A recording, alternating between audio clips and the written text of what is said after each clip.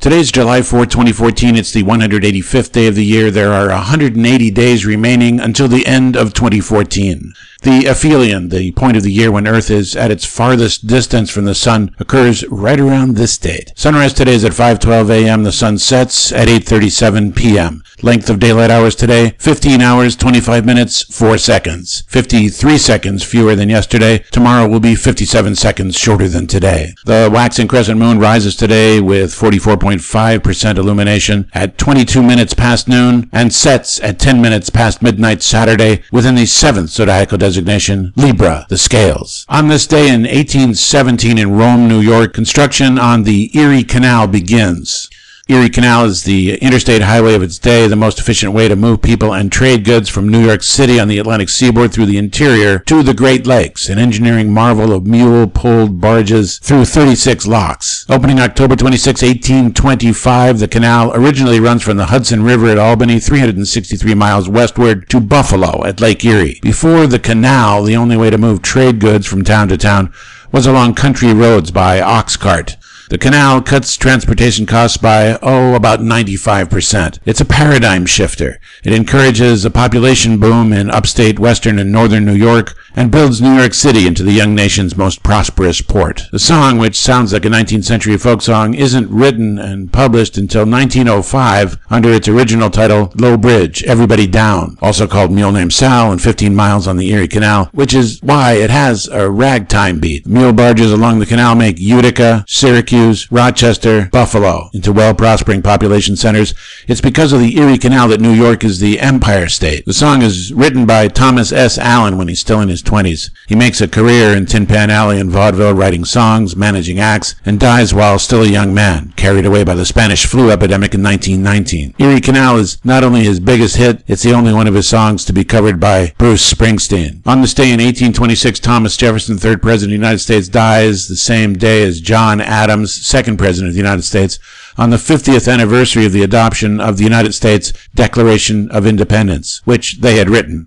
Also, by the way, approved as written on this day by the Second Continental Congress in Philadelphia in 1776. Jefferson and Adams had become bitter rivals in the years after the Revolution, but later, in January 1812, resumed their friendship when Adams sends Jefferson a book of lectures written by his son and future president, John Quincy Adams, together with a brief note, to which Jefferson responds with a longish, warm-hearted letter, as he's had time to reflect that the creation of the independent United States of America as a life's work is no small accomplishment. The two men become faithful correspondents, exchanging a total of more than 300 letters throughout the years of their friendship. On July 4, 1826, approximately 6:20 in the morning, Adams dies at the age of 90 at his home in Peacefield in Quincy, Mass.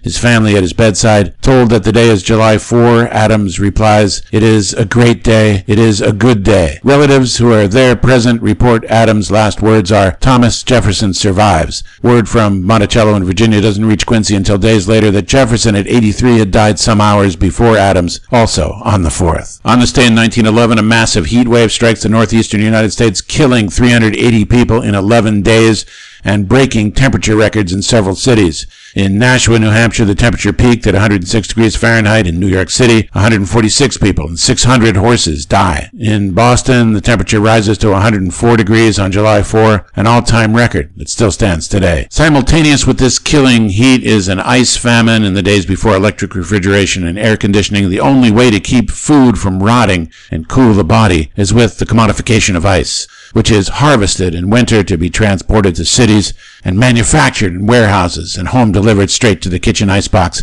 by professional icemen. Sometimes in those days, ice manufacturers would create artificial ice famines to drive up the price. No one wants to believe these characters would pull that kind of market manipulation during the worst heat wave in American history, because then the people who would most get hurt and, die like flies would be the poor. And everybody loves the poor, right? Born this day in 1902, Meyer Lansky, Russian-American gangster. Lansky is alleged to have organized with his friend and partner Charles Lucky Luciano a national crime syndicate in the 1930s. Lansky's personal interest is gambling, and, allegedly, Lansky owns lucrative classy joints, illegal of course, in Florida, New Orleans, and Cuba. During World War II, Luciano continues to run East Coast mob operations from Sing Sing prison about 35 miles up the river from the city in Ossining, New York, having been convicted on June 7, 1936, of being a key element in the massive prostitution ring known as the combination. On July 18, 1936, Luciano sentenced to 30 to 50 years. His influence with labor and union elements in Manhattan gives him a broad range of control over the waterfront.